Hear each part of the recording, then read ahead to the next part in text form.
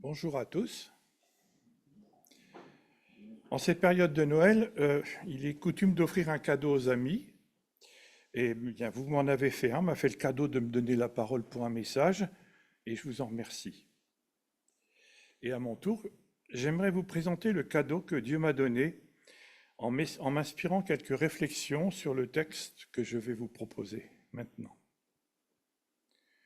Dans notre groupe de maison, ce trimestre, nous avons utilisé comme base d'échange, comme base de réflexion, de discussion, le livre des prophètes avec la traduction, la transcription des proverbes. Oui, qu'est-ce que j'ai dit? Les proverbes. Revu par Alfred Kuhn. Donc, c'est un livre, donc on a utilisé sa traduction et ils les ont placés un peu par thème. Voilà, c'était tout à fait intéressant. On a beaucoup discuté, beaucoup échangé. On a été assez surpris d'ailleurs on avait des traductions différentes. On se rend compte que selon la traduction, voilà, on peut avoir des idées un peu différentes. Mon fils Yann m'a rappelé que dans les proverbes, il y a 31 chapitres. C'est très intéressant, il était tout content de me dire ça, mais je dis pourquoi tu es content à ce point-là? Il dit parce que ça permet, même les mois qui ont 31 jours, ça permet de lire un chapitre par jour. Et lui, il m'a dit qu'il a fait ça pendant au moins un an. Donc, il a lu 12 fois les proverbes en entier. Et il dit, c'est facile dans la journée, tu fais ça le matin, ça, c'est très, très intéressant. Et donc, en faisant ça, je pense, on s'imprègne un peu de la sagesse de Dieu. Dès le début, je lis, là, je crois que c'est la traduction de Martin, je vous expliquerai après. Au premier verset, au premier chapitre, au tout début, Proverbe de Salomon, pour connaître la sagesse et l'instruction, comprendre les paroles de l'intelligence, recevoir des leçons de bon sens, de justice, d'équité et de droiture, pour donner du discernement à ceux qui manquent d'expérience. C'est un sacré programme, hein? Dès le début, voilà, comme ça. Et donc, je vais vous lire le texte choisi. Alors, je m'explique, j'avais vu tous les matins, je lis dans sa parole pour aujourd'hui, et il y a un mois et demi à peu près, il y avait quelque chose d'assez intéressant, les 4 petits piliers de la sagesse, avec des petits animaux. Je me suis dit, tiens, c'est intéressant, ça, j'ai regardé, puis du coup, j'ai approfondi, j'ai creusé. Alors, je vous lis le passage. C'est dans Proverbe 30, de 24 à 28. La traduction, c'est de Martin. Je vous dirai après qui c'est. Donc, il y a 4 choses très petites en la terre qui, toutefois, sont bien sages et bien avisées. Les fourmis, qui sont un peuple faible et qui, néanmoins, préparent durant l'été leur nourriture. Les lapins, qui sont un peuple sans force, mais qui font leur maison dans les rochers. Les sauterelles, qui n'ont point de roi et qui, toutefois, vont toutes par bandes. Et l'araignée, qui saisit les mouches avec ses pieds et qui est pourtant dans le palais des rois. Alors pourquoi cette traduction inhabituelle? Parce que c'est pas habituellement, nous on sort de Second, la Bible du Semeur, et puis surtout la traduction du verset 28, elle diffère selon les versions. L'animal évoqué est traduit par lézard dans les versions habituelles protestantes, et par araignée dans la version de Martin et celle de Chouraki. Alors j'étais un peu embêté, je dis comment ça se fait, c'est quand même pas la même chose. Et on m'a expliqué que dans l'hébreu ancien, certains mots pouvaient désigner des animaux différents. Pascal m'a même dit qu'il existe un mot, quelquefois un seul mot dans tout l'Ancien Testament. Alors pour savoir qu'est-ce qu'il veut dire exactement, c'est pas tout à fait simple. Alors donc on m'a dit non, c'est pas étonnant. Alors Martin, c'était un pasteur protestant au début du XVIIIe siècle, pardon. Et je crois que c'est à Genève, ils en avaient un peu marre d'avoir toujours les mêmes traductions, et ils ont demandé une nouvelle traduction. Et c'était quelqu'un qui avait de fortes connaissances, et donc il a fait une traduction, en 7 ans, il a fait une traduction complète de la Bible qui a été énormément appréciée. Il était considéré comme un très bon hébraïste, donc je pense qu'on peut s'appuyer un peu sur lui. D'autant qu'il y a également André Chouraki. Alors là, c'est un spécialiste incontesté des langues orientales. L'avantage de Chouraki, c'est comme lui, il n'est pas impliqué émotionnellement, spirituellement, puisqu'apparemment, il pratique rien du tout. Donc, il traduit littéralement, point barre. Et tous les deux, ils ont traduit l'animal du verset 28, ils l'ont traduit par araignée. Alors, c'est peut-être pas honnête, je ne sais pas, mais j'ai opté pour cette traduction parce que ça me permettait mieux des considérations sur la sagesse. Parce qu'avec le lézard, je ne savais pas trop où on allait. Avec l'araignée, c'était plus... Oui. Alors, qu'est-ce que c'est que ces petits animaux considérés comme experts en sagesse? Je trouve quand même c'est pas mal, hein, experts. Est-ce qu'il y a des experts en sagesse? Si, j'en vois un là-bas qui est expert en sagesse. Alors la fourmi, elle est très petite, la plus petite des animaux cités, mais elle existe sur Terre en un très grand nombre d'exemplaires. Est-ce que vous savez combien il y a de fourmis sur Terre? Les estimations. 20 millions de milliards. Imagine 1 milliard, c'est déjà énorme, mais là c'est 1 million de milliards, non, c'est 20 millions de milliards, un truc énorme. Et l'ensemble qui pèse quand même 12 millions de tonnes. On dit l'union fait la force, mais l'union fait le poids aussi, hein, parce que... Alors on pourrait considérer les fourmis comme insignifiants, mais elles ont une organisation élaborée, spécialisée. Il y a un rôle attribué à chacune. Il y a des ouvrières spécialisées pour construire, aménager et entretenir la fourmilière. C'est la commission bâtiment, en quelque sorte. Il y en a d'autres pour l'approvisionner en nourriture. Donc là, c'était un peu le domaine d'Élie, là. Il y en a d'autres encore qui sont des soldats, qui défendent la fourmilière. Il y en a d'autres qui seront que des nourrices. Elles apportent la nourriture aux larves. Alors il y en a d'autres, ça va bien faire rire les dames ici. Les mâles qui se contentent de féconder les fourmis qui vont devenir des reines, ils s'accouplent une seule fois, puis ils meurent. Comme ça. Et les fourmis ouvrières, elles vivent entre 6 mois et 2 ans. Donc c'est pas très très long, hein. Et parmi les nombreuses espèces de fourmis, il y en a une, et apparemment une seule, qui stocke durant l'été la nourriture pour l'hiver à venir. Ça veut dire qu'il ne faut pas croire que toutes les fourmis, elles passent tout leur été pour remettre des stocks dans le garde-manger, hein. Il n'y a qu'une seule espèce qui fait ça. Et le but ultime pour ces fourmis, c'est que la fourmilière puisse perdurer. Donc il faut protéger la reine, il faut lui permettre de poursuivre la mission, il faut renouveler la population de la fourmilière. Et la reine de la fourmi noire de nos jardins, elle va vivre, elle, une vingtaine d'années. Elle a été mieux nourrie que les autres, elle vit plus longtemps. Et elle va pondre, combien d'enfants? 200 000 œufs. Et certaines reines de certaines espèces pondent 1 million d'œufs. Vous voyez, donc je condense un peu. La grande force de ce petit animal, ça vient de son organisation sociale très élaborée, avec l'attribution pour chaque individu d'un rôle particulier et la capacité de chacun de tenir ce rôle durant toute sa vie. Chaque fourmi travaille non pour elle-même, mais pour la collectivité. C'est pas mal ça. Ça, c'est du communisme pur, on pourrait dire presque, hein. C'est assez étonnant. Ensuite, l'autre animal, c'est les damans. Martin, il a traduit par lapin, je ne sais pas pourquoi. C'est les damans, ça vient de l'hébreu chafan, celui qui se cache. C'est un petit mammifère très mignon, il paraît que ça ressemble un peu à une marmotte. Mais je vois les alpinistes ici ne sont pas là, donc... Enfin voilà, ça ressemble à une marmotte. Il a la grosseur d'un lapin, une tête ronde, des oreilles courtes, une petite queue, enfin bon, c'est pas vraiment un lapin, quoi. Et son poil, il est rougeâtre. Il ne creuse pas de terrier, mais il gîte dans les trous de rochers. Il fait son nid et il le garnit d'herbes et de poils. Il enfouit ses petits, généralement 4 par 4. Et c'est un animal très méfiant, toujours sur ses gardes, et qui évente bien les pièges. Pendant les repas, ils sont abroutés, alors les repas, il y en a toujours un qui se tient en sentinelle. Et à la moindre alerte, il prévient et tout le monde va se cacher dans les rochers. Il est inoffensif. Bon, si vous voyez un daman, vous essayez de l'attraper, il va sûrement vous mordre, mais enfin bon, c'est tout. Mais mis à part ça, il est inoffensif et donc il y a beaucoup de prédateurs qui peuvent s'en faire leur repas. Hein, donc il a intérêt à faire attention. Il est mentionné à plusieurs reprises dans la Bible. Entre autres, bon, là, Proverbe 30, 26, le Lévitique parce que c'est un animal ruminant, mais on n'a pas le droit de le manger parce qu'il n'a pas le pied fourchu. Vous savez, c'était des subtilités qui étaient un peu compliquées. Et dans ce passage du livre des Proverbes, pardon, décidément, l'auteur s'émerveille de la stratégie de survie du daman.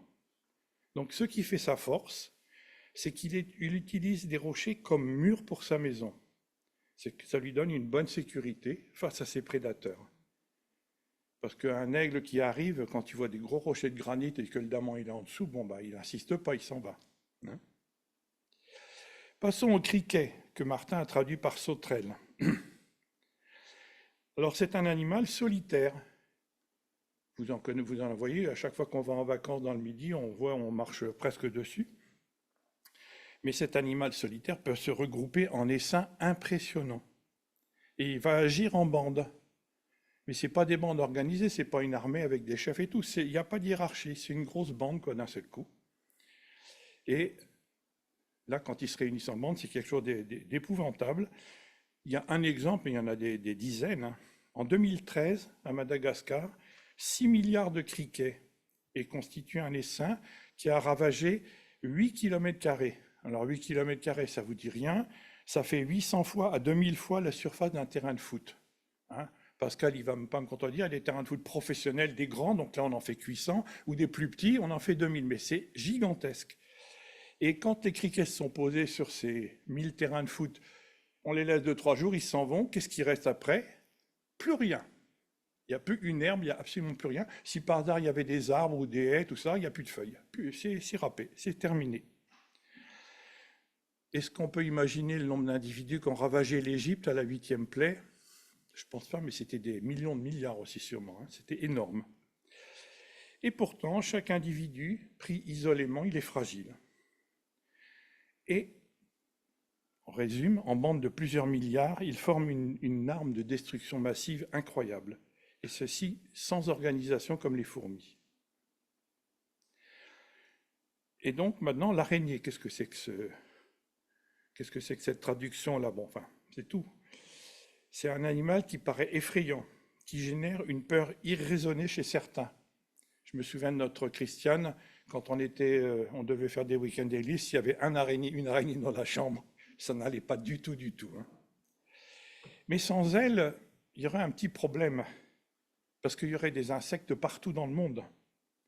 Elle semble fragile, l'araignée, quand on la voit, avec ses pattes graciles, on se dit, mais...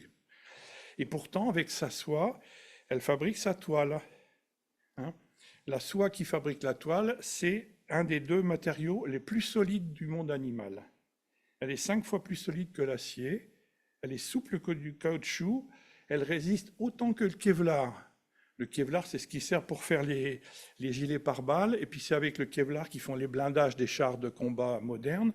Donc c'est un matériau terrible. Et la soie de l'araignée est aussi forte que ça. On voit cette petite bête qui n'est pas jolie en plus, qui paraît minuscule, sans force, elle a beaucoup de force. Autre caractéristique surprenante, bon, je ne sais pas si ça va vraiment vous plaire, l'araignée n'a pas de mandibule pour découper sa proie, elle a des crochets avec lesquels elle injecte un enzyme qui va liquéfier la proie, et après elle n'a plus qu'à boire. Bon, c'est tout. Donc, en résumant, l'araignée a une qualité indispensable à sa survie. Elle est dotée d'une grande précision et une persévérance remarquable pour faire ses toiles. Hein, et elle a besoin de persévérance parce que les toiles, il faut qu'elle en fabrique beaucoup dans sa vie. Je ne sais pas si vous avez déjà vu chez vous, vous voyez une toile avec une mouche qui est prise dedans. Bon, la mouche, elle est vide, il n'y a plus rien dedans. Mais l'araignée, une fois qu'elle a fini, elle va encore sur une toile ailleurs, puis une ailleurs, elle n'arrête pas.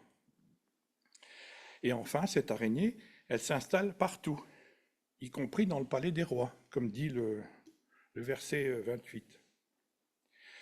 Bon, alors, ce petit interlude de type SVT, on arrête, on va changer, parce que ce qui importe, c'est une réflexion sur le message spirituel que ces 4 petits animaux peuvent apporter.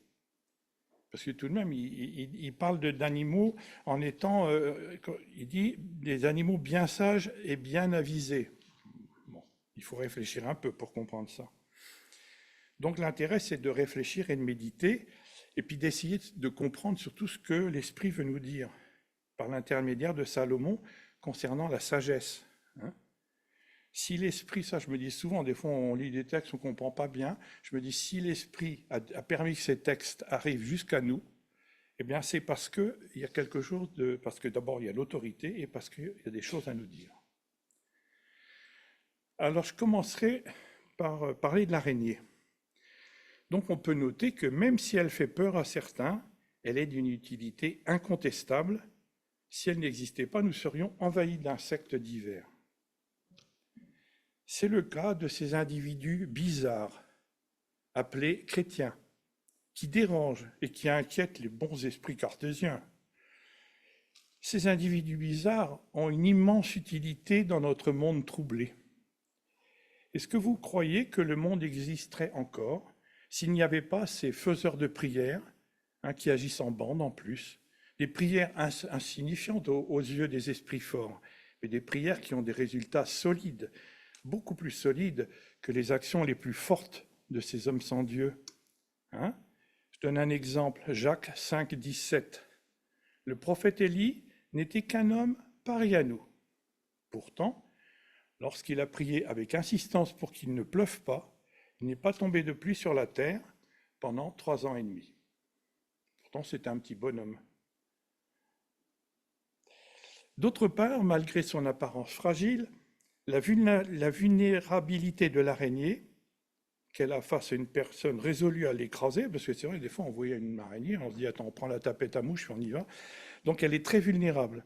Mais malgré cette apparence, elle est donc en mesure de fabriquer quelque chose d'une solidité incroyable. Elle est capable de faire des toiles et de les réparer avec une persévérance, une précision incroyable.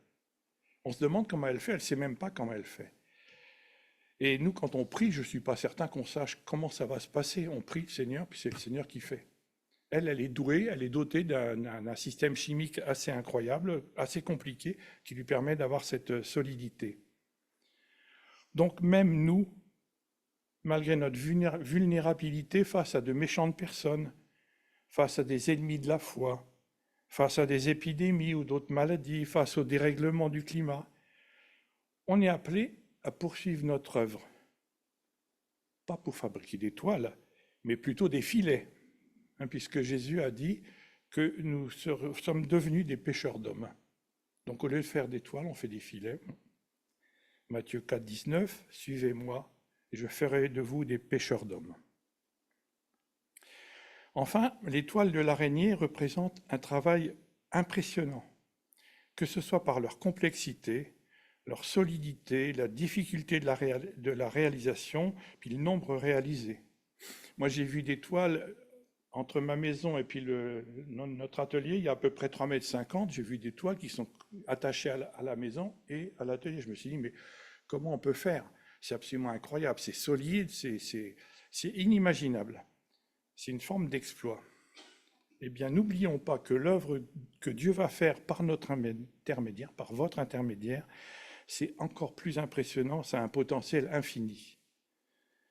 Psaume 61, 14, avec Dieu, nous ferons des exploits. Je voudrais continuer avec les criquets. Comme on l'a vu, le criquet seul est un animal insignifiant.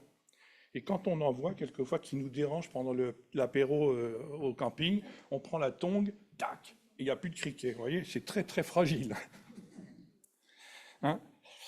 Mais par contre, on ne sait pas pourquoi, pour une raison inconnue, parce qu'apparemment il n'y a pas vraiment de compréhension scientifique là-dessus. Il va se regrouper dans des bandes gigantesques. Alors là, il ravage complètement un pays. Et je me dis, cela peut peut-être nous amener à comprendre que pour obtenir des grands résultats dans notre œuvre pour Dieu, il est utile, voire même indispensable, de rester groupé pour accomplir la mission que Dieu nous donne. On ne va pas la faire tout seul. C'est sa volonté, il veut qu'on soit...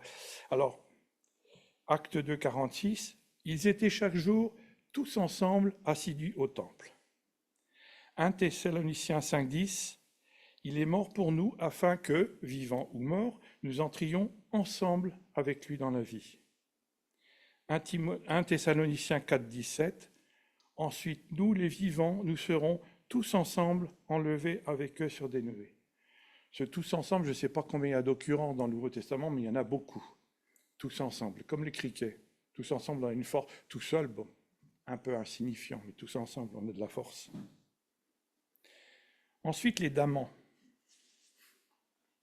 Alors, en choisissant cet animal, l'auteur il nous montre que même malgré une faiblesse évidente, parce qu'on voit ça, on imagine un lapin, mais le lapin il a des grandes oreilles, il entend les prédateurs arriver. Le daman il a des petites oreilles, il n'entend même pas. Par contre, il est sûrement savoureux. Hein. Le rable de daman, ça doit être quelque chose au point de vue culinaire.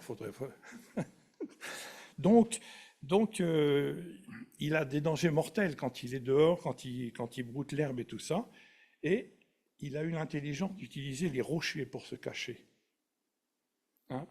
Et il y a aussi autre chose, c'est la solidarité, enfin la solidarité si on veut, parce que quand il y en a qui mangent, il y en a toujours un qui reste et qui regarde, qui observe, voir s'il n'y a pas un prédateur qui approche. Alors nous, il nous est proposé à nous aussi un rocher indestructible. Mais là, ce n'est pas un rocher pour se cacher, c'est un rocher pour bâtir nos fondations dessus. Et ça nous permettra de résister aux tempêtes et aux inondations. Et en ce moment, on voit les tempêtes, ça fait des dégâts, des inondations aussi. Psaume 28:8, l'Éternel est la force de son peuple, il est le rocher des délivrances. Puis le mot rocher, vous allez pouvoir en retrouver beaucoup. Hein. De même, nous sommes appelés à nous servir mutuellement de sentinelles si on discerne l'approche du prédateur que nous connaissons.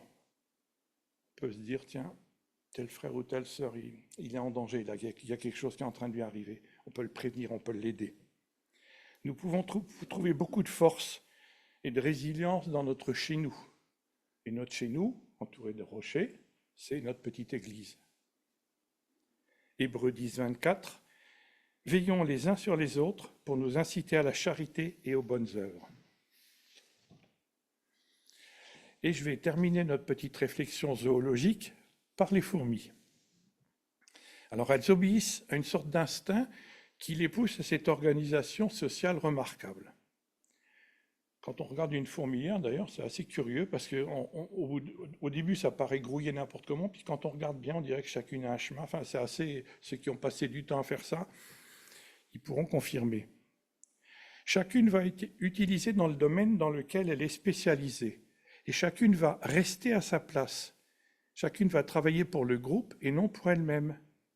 Et chacune va œuvrer toute sa courte vie pour une mission ultime, protéger et favoriser l'éclosion des générations futures. Et on peut comprendre aussi, grâce à cela, qu'un ministère, une tâche particulière, a été attribuée à chacun d'entre nous avec précision en fonction de ses dons propres.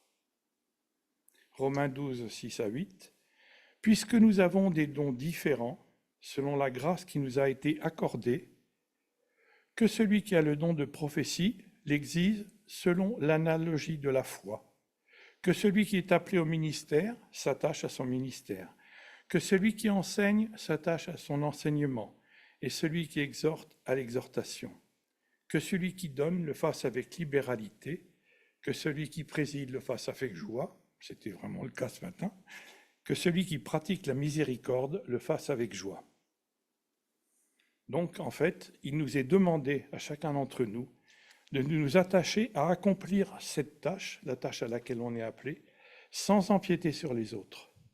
Il est même hautement recommandé de considérer les autres comme plus importants que soi.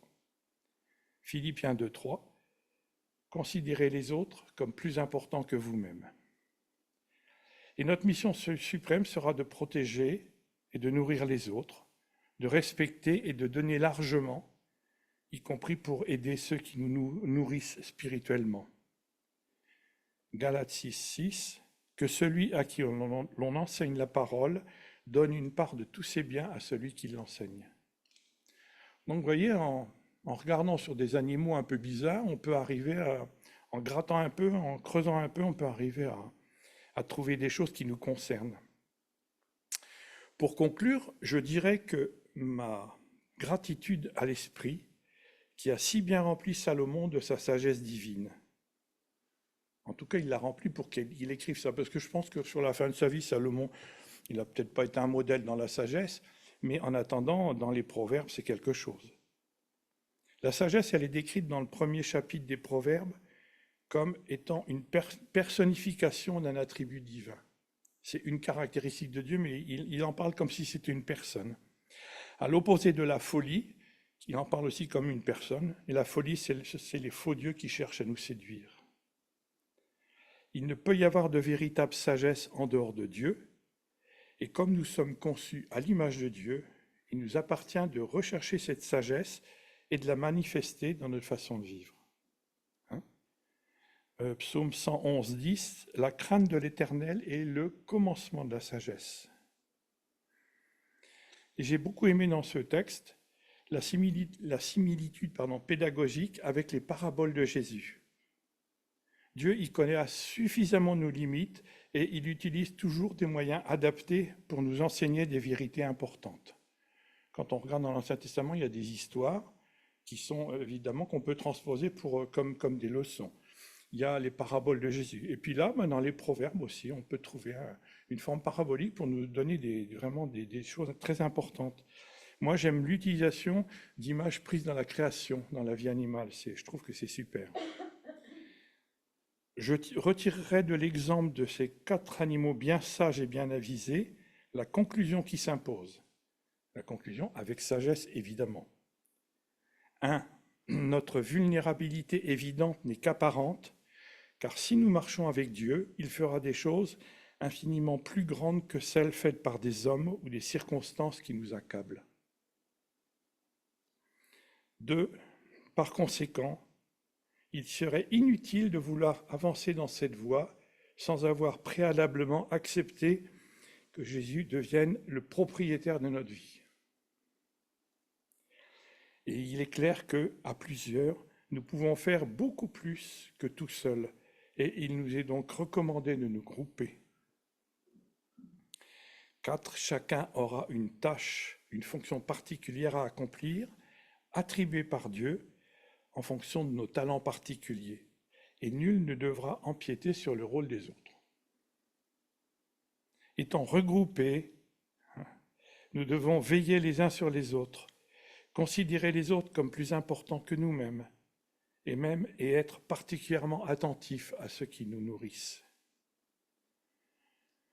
6. Cette manière de faire devra être exercée avec une grande persévérance.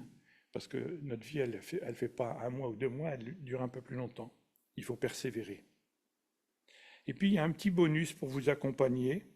Donc là, j'ai demandé à Jean et puis à Laurent s'ils veulent bien distribuer. J'ai imprimé quelques petites références. On va vous les distribuer comme ça dans la semaine, si vous voulez. Vous pouvez regarder parce que je trouve que c'est intéressant. Alors, ça va du plus facile au plus fort, au plus élevé, je dirais. 1 Thessaloniciens 5,11, encouragez-vous les uns les autres. Éphésiens 4,2, alors là, ça commence à être plus précis. Supportez-vous les uns les autres. Là, ça commence à être un peu plus compliqué, des fois. Éphésiens 4,32, pardonnez-vous les uns les autres. On continue d'entrer dans la difficulté. Jacques 5,16, priez les uns pour les autres. Donc ça, c'est à faire avec régularité. Hébreux 10, 24, veillons les uns sur les autres. Et puis alors, je pense que c'est le plus difficile, le plus exigeant. Galates 6, 2, portez les fardeaux les uns des autres, comme Jésus a porté nos fardeaux. Et tout cela, c'est venu, rien qu'en creusant un petit peu, un simple proverbe qui met en scène 4 petits animaux. Je dirais merci à Salomon, je dirais merci à l'Esprit de Dieu, et puis merci à vous de m'avoir écouté.